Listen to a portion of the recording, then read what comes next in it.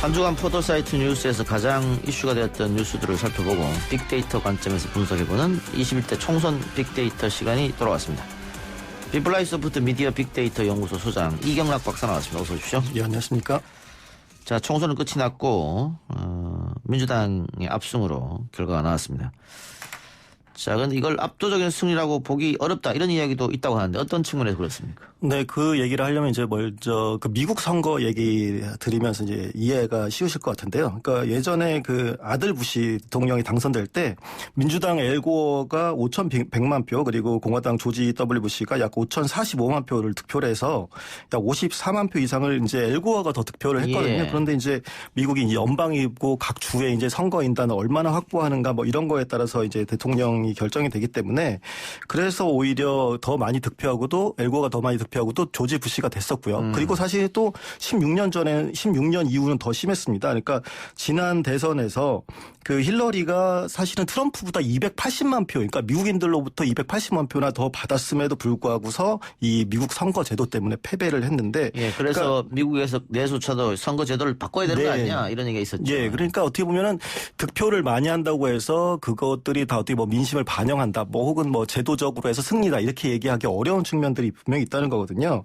그래서 이걸 21대 이번 총선을 통해서 이제 관점에서 살펴보면 일단 그 4.15 총선 지역구 투표에서 정당별 득표율이죠. 그러고 보면 더불어민주당이 49.9, 미래통합당이 41.5%입니다. 그러니까 한마디로 이제 그 비례대표 투표율이 아니고, 그러니까 각 이제 후보들 지역구 후보들의 그 득표율인데 한마디로 말씀드려서 전국 253개 지역구 후보들의 이제 총 득표 수를 합쳐보면 민주당 후보 같은 경우 더불어민주당 후보가 총 1,434만 5천 표 정도 그리고 미래통합당 같은 경우에는 1,191만 5천 표 정도 그래서 약 243만 표 차이가 났거든요. 그리고 비례대표 같은 경우에는 더불어시민당이 930만 7천 표 그리고 미래한국당이 944만 1,500표 뭐 이 정도입니다. 그래서 이거를 사실 표를 합산해 보면 어떠냐면 더불어민주당과 더불어시민당 조합이 2,365만 표 남짓 그리고 미래통합당과 미래한국당이 합치면 2,136만 표 남짓이거든요. 그래서 두 양당을 보고 총 득표한 것들을 다시 바꿔보면 비율을 바꿔보면 그 두 양당 그러니까 더불어민주당과 미래통합당의 비율이 사실은 1.12대 1입니다. 예. 그러니까 사실은 그렇게 큰 차이가 아니거든요. 그런데 확보한 의석수 비율을 보면 거의 2대 1에 가까운 1.94대 1이니까 사실은 실제 득표한 것보다 어떻게 보면 그 더불어민주당이 그런 의석을 더 많이 가져갔다 이렇게 볼 수가 있는 것이죠. 그래서 이런 조금 납득할 수 없는 결과가 나오기 때문에 비례 제도를 좀 바꾸자 연동형으로. 네네. 그래서 이번에 등장했잖아요. 네네. 그걸 등장시켰더니 위성정당을 만들어서 양당이 다시 거꾸로 돌아갔으니까. 네네. 오히려 누구 탓할 수 없는 것 같아요. 네네 그렇습니다. 예. 그래서 아마 21대 국회가 개원이 되면 이 선거 제도도 다시 한번 아마 다시 한번 선볼 것으로 예상됩니다. 예, 그렇게 보여지네요. 알겠습니다. 자, 네티즌들은 방금 이 박사 설명해 준 거에 대해서 어떻게 이야기하고 있습니까? 네, 일단 그 득표수에도 차이가 있었지만 이제 네티즌들도 왜 이런 차이들이 발생했는가 혹은 이것들을 어떻게 평가해야 되는가 좀 의견이 나뉘었습니다. 일단 전체적인 흐름은 선거 결과에 대한 평가들 이런 것들을 각 포털 사이트 뉴스에서 이제 얘기를 하고 있었는데 이제 요게 몇 번 말씀드렸지만 네이버와 다음 여기에서 좀 차이가 있습니다. 예. 그러니까 그 네티즌 이야기 하기 전에 일단 언론에서 분석한 것은 미래통합당의 마지막 막말 논란 있었고 그리고 그게 이제 미래통합당에서 마이너스 작용했을 거고요. 민주당에서 플러스라고 작용한 것은 역시 코로나19에 대한 대응이 좋았다는 것. 그렇습니다. 그리고 외신의 극찬이 있었다는 것. 또 대통령 지지율이 상당히 높았다는 것. 뭐 이런 것이 한꺼번에 어울리면서 민주당이 압승한 결과가 나왔지 않습니까? 네, 그렇죠. 그러니까 실제 득표는 방금도 말씀드렸지만 표에서는 그렇게 큰 차이가 나지 않지만 어쨌든 결과적으로 의석에서 큰 차이를 볼 수 있었던 거는 사실 그 스윙 보터라고 할 수 있는 부동층이 어떻게 움직였는가 때문인데 이 부동층이 사실은 방금 말씀하신 요 막말 이런 것들에 의해서 영향받는 경향이 굉장히 또 강하기도 하고 그리고 또 그 김종인 총괄선대위원장 같은 경우에는 그걸 코돌이까지도 표현했지만 어쨌든 우리 정부가 코로나19라는 세계적 위기에서 어느 나라보다 좀 잘 대처하고 있다는 게 언론을 통해서 계속 보도되면서 이런 것들이 어쨌든 구동층들에게 안정감을 주는 그런 요소들이 있었습니다.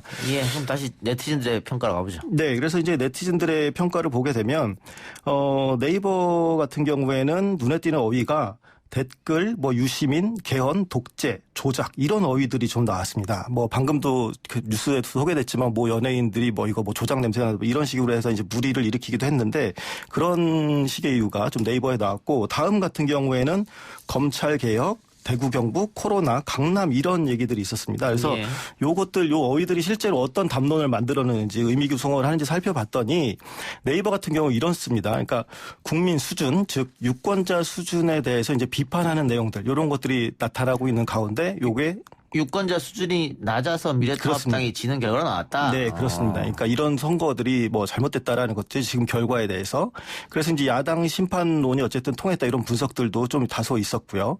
그런데 이제 다음 같은 경우에는 유권자 전체 이제 방금 네이버는 이제 유권자 이게 여당을 지지한 유권자들을 비판했다면 다음 같은 경우에는 대구 경북 지역과 강남에 있는 유권자들을 좀 비판한 내용들이 있었습니다. 그러니까 야당 심판론에 대해서도 공감을 하긴 했지만 이제 해당 지역 TK라고 하는 지역과 강남에서 문제가 있었다. 이런 투표 좋지 않다라는 거죠. 사실은 이제 그런 것들 이런 내용들이 있었고 또 아울러서 이제 여기서 특별히 더 나눴던 게 다음 같은 경우에는 검찰과 언론에 대한 개혁 요구가 굉장히 댓글을 통해서 많이 나타났습니다. 알겠습니다.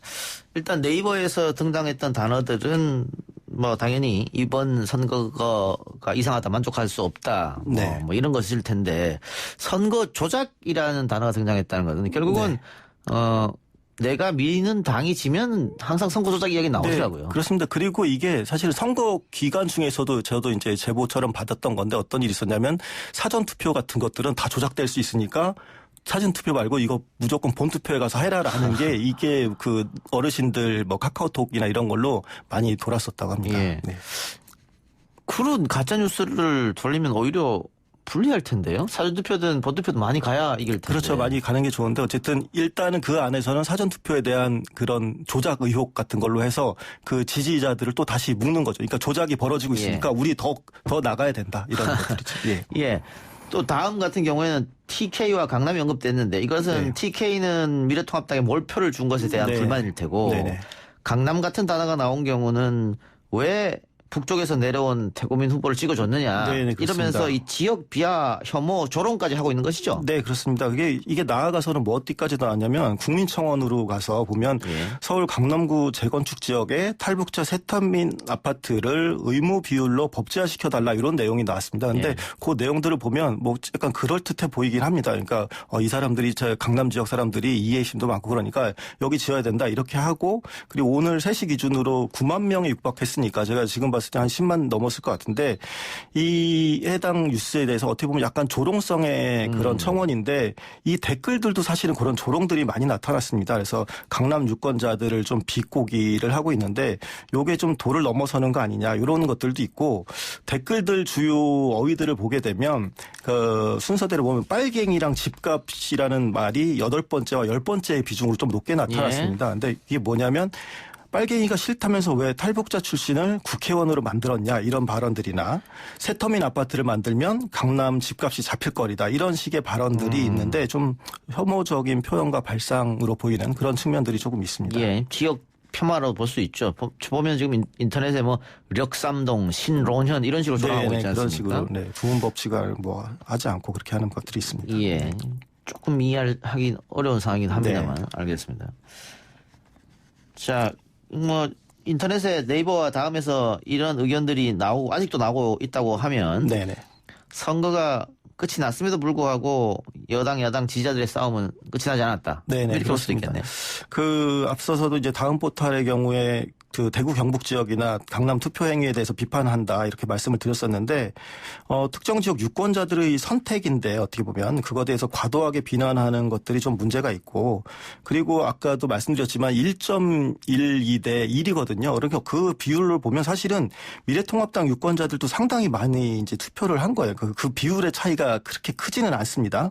근데 이제 이렇게 인신공격성 발언을 하게 되면 장기적으로 볼 때 이제 두 정치 세력 지지하는 정당에 따라서 위화감이 이제 계속 더 극대화될 거고 갈등의 골이 더 이제 깊어질 수 있기 때문에 그래서 굉장히 유의할 필요가 있고 나아가서 보면 이제 더불어민주당 쪽에서 이러한 발언들을 좀 자제시킬 수 있는 어떤 좀 메시지 같은 것도 나와야 되지 않나 뭐 이런 생각도 듭니다. 예. 이번 총선에서 민주당의 승리에 빅데이터가 기여한 바가 있다는 이야기가 있던데. 네네. 어떤 말입니까? 일단 유세할 때나 공약을 만들 때 빅데이터 분석을 활용했다라는 보도가 최근에 몇 건이 있었습니다. 그러니까 기본적으로 요 내용들을 보게 되면 이동통신사들, 그러니까 뭐 한마디로 이게 통신사들이죠. 통신 뭐 SKT나 뭐 LGT 뭐 이런 데서 주는 그 기록의 바탕을 두고서 이제 분석을 한 건데 예전에 이제 생각해 보시면 알 겁니다. 예를 들어서 조국 수호 집회나 광화문 집회에 얼마나 많은 사람들이 나갔느냐, 요거를 이제 측정하기 위해서 그 이통사들의 그런 그 당시에 유동 인구에 대한 내용들 그런 데이터를 본 게 있었는데 그런 것처럼 평소 유동 인구에 비교해서 얼마나 많은 사람들이 어디를 가느냐 그거에 따라서 이제 유세를 보내거나 그 지역을 뭐 더 깊숙하게 접근하거나 뭐 이런 식의 내용들이 있었다는 것이죠.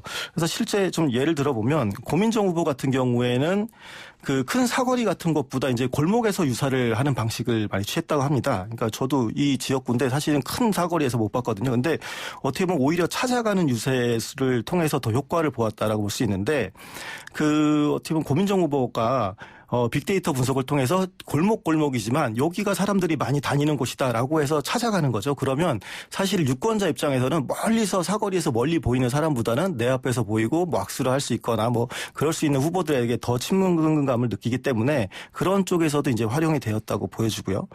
그리고 동작에 이제 이수진 후보 같은 경우도 빅데이터를 통해서 그 확보된 데이터를 가지고 어디 사람들이 많이 다니는 곳 여기다. 그래서 그 지역을 중심으로 유세를 다녔고 그리고 공약에서도 이제 이용이 됐는데 노웅래 후보 같은 경우에는 빅데이터 유동인구 분석을 해보고서 그래서 여기 경의선 숲길 공원이 그쪽에 있는데 거기 단절한 것에 대해서 좀 불만이나 이런 것들이 안타까운 점이 많았다. 그래서 이것을 연결하는 공약 이렇게 해서 만들어서 뭐 성공을 하기도 했습니다. 예.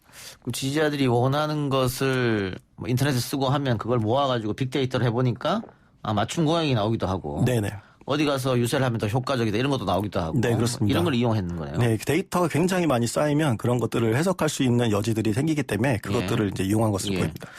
그러면은 앞으로 각 정당이 이 빅데이터에 대한 관심, 네. 빅데이터 전문가들의 영입, 네, 이런 데도 흥미가 생기겠습니다. 네, 사실 오바마 대통령이 당선될 때부터 미국 같은 경우에는 이 빅데이터 활용 얘기가 많이 나왔습니다. 그러니까 유권자들의 특성을 세부적으로 공격을 해서 이제 공약을 분석해서 공약을 내놓는 건데 이 팀에 이제 이름이 있었습니다. 뭐 애널리틱스 팀이라고 이제 아예 있었는데 한 50명 정도가 이런 빅데이터를 분석하기 위해서 이제 모여서 그동안 미국 민주당에서 쌓아놓은 게 유권자 데이터베이스를 다 분석을 합니다. 그래서 이런 것들 굉장히 많은 변수들을 보면서 이 사람이 오바마를 얼마나 지지할지 확률도 보고 투표 참여할 확률이나 설득 가능 확률 이런 것들을 다 이제 수치로 해서 예측해서 점수를 매기는 거죠. 그렇게 한 다음에 선거운동 최종 현장에서 그러니까 전화 홍보나 개별 가갑호 방문을 하는 그런 자원봉사자나 선거운동의 스마트폰에다가 관련 정보를 줍니다. 우리나라 같은 경우 이런 불법이긴 한데 이제 그런 식으로 알려줘서 이 사람한테 갈 때는 이 얘기를 해봐라는 것들을 빅데이터로 알려주는 거죠. 근데 이제 어떻게 보면 우리나라도 이런 식의 빅데이터 분석들 이번에 이제 쓰였으니까 다음 대선 때는 이런 것들이 아주 더 중요하게 역할을 할 것으로 생각이 되고 어떻게 보면 선관위 같은 경우에도 이런 데이터를 이용한 그 선거운동 방식에 대해서 어떻게 보면 사전에 가이드라인을 마련할 필요가 또 있어 보입니다. 예. 미국에서 먼저 시작했는데 결국은 우리나라도 이걸 선거에서 활용하게 되는거든요. 네네. 어쨌든 정책 개발도 그렇고 유세에 있어서 굉장히 유용한 자료로 쓰일 수 있기 때문에 앞으로 이 빅데이터를 활용한 그런 선거운동이나 그런 정치 기법들 이런 것들이 더 많이 발명될 거라고 생각이 됩니다. 예. 근데 아까 우리가 네이버 다음에서 등장한 TK나 강남에 대한 뭐 혐오나 조롱이나 네. 비하 표현에 대해서 얘기했는데 네. 그 조선일보에서 이렇게 역삼동인이 이런 식으로 강남을 조롱하는 태국민 후보를 뽑은 네네. 강남을 조롱하는 쪽이 문파다라고 콕 집었던 것 같은데 그것도 어떻게 빅데이터로 나올 수 있습니까? 문파다라고 할 수 있습니까? 그렇지 않죠. 사실은 사람의 어떤 성향을 어떤 뭐 인구 통계학적 특성이나 이런 것들도 전혀 가늠하지 못하고 그냥 댓글만 모아서 한다고 분석하려면 사실 진짜 분석이 들어가긴 해야 되거든요. 그러면 예를 들어서 그 발언을 했던 사람들을 데이터들을 다 찾아서 이 사람들이 과연 정치적으로 무슨 의미 얘기를 했었는가를 다 봐야 되는데 아직 그게 데이터로 나와 있지는 않은 것 같습니다. 그런데 분석은 가능합니다. 예. 어떤 식으로 분석 가능합니까? 그러니까 예를 들어서 그 해당 댓글 있죠. 그러니까 방금 말씀드렸던 뭐 역삼동인이 뭐 그 강남 지역이나 뭐 TK 유권자들을 조롱하는 사람들이 이제 지금은 이제 네이버에서 기존의 댓글들을 다 볼 수가 있거든요. 그러면 그 사람들, 그 댓글을 쓴 사람들의 기존 댓글들을 일종의 뭐 크롤링이라고 하는데 기존에 쓴 댓글들 다 모읍니다. 근데 그 댓글들 다 모았는데 그 댓글 내용을 텍스트 마이닝해서 텍스트를 분석을 해보니까 이 사람이 완전히 문재인 대통령을 지지하는 성향이 엄청나게 강하다. 이렇게 되면 그 해당 조선일보가 얘기한 그런 것들의 근거 자료가 될 수 있겠지만 아직 아무도 그런 분석을 하지 않은 것으로 제가 알고 있고 뭐 그런 방법이라면 충분히 그러니까 검증은 가능할 것으로 생각됩니다. 알겠습니다. 근데 그 강남뿐만이 아니고 지금 뭐 TK, PK가 미래통합당 몰표 나왔고 반대로 호남은 또 민주당 몰표 나왔지 않습니까? 네네. 지역주의로 회귀하는 거 아니냐. 네네. 이러다 보니까 네티즌들이 각 지역에 대해서 비난하고 폄하하는. 네. 그 사실 이 젊은 세대는 지역 색이 좀 옅어지는 거 아니냐 했는데 이번 선거로 다시 또 부활하는 것 같아서 안타깝습니다. 네, 그런 측면들이 좀 있습니다. 그 앞서도 말씀드린 양당, 거대 양당을 중심으로 한 대결 구도가 점점 커지고 그게 이제 수위가 깊어지면서 그런 양상들이 좀 나타나고 있었습니다. 알겠습니다. 오늘 빅데이터 얘기는 여기까지 듣죠. 지금까지 이경락 비플라이 소프트 미디어 빅데이터 연구소 소장이었습니다. 고맙습니다. 예, 감사합니다. 오늘 방송 여기서 마치고요. 네, 저는 다음 주 한 주 쉬고 2주 후에 여러분 찾아뵙도록 하겠습니다. 들어주신 여러분 대단히 고맙습니다.